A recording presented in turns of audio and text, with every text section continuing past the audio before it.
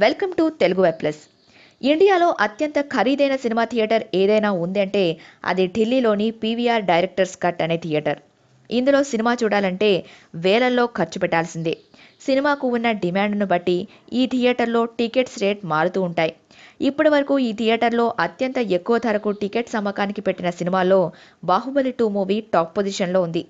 బాహుబలి 2 విడుదలైన సమయంలో డిమాండ్ భారీగా ఉండడంతో ఒక్కో టికెట్ 2,400 రూపాయల ధరకు అమ్మారు.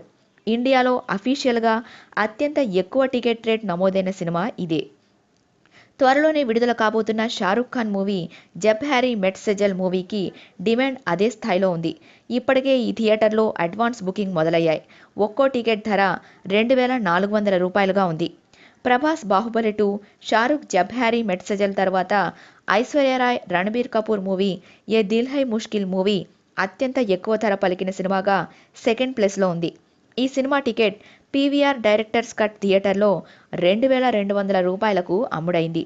సల్మాన్ ఖాన్ నటించిన సుల్తాన్ మూవీ పీవీఆర్ డైరెక్టర్స్ కట్ థియేటర్లో ఒక్కో టికెట్ 1,800 రూపాయలకు అమ్ముడుపోయింది. షారుఖ్ ఖాన్ నటించిన Raees movie PVR directors cut థియేటర్లో ఒక్కో టికెట్ 1,500 రూపాయలకు అమ్ముడైంది.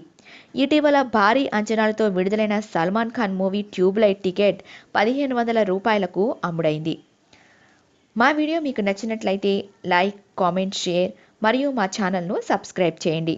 Bye friends, see you again.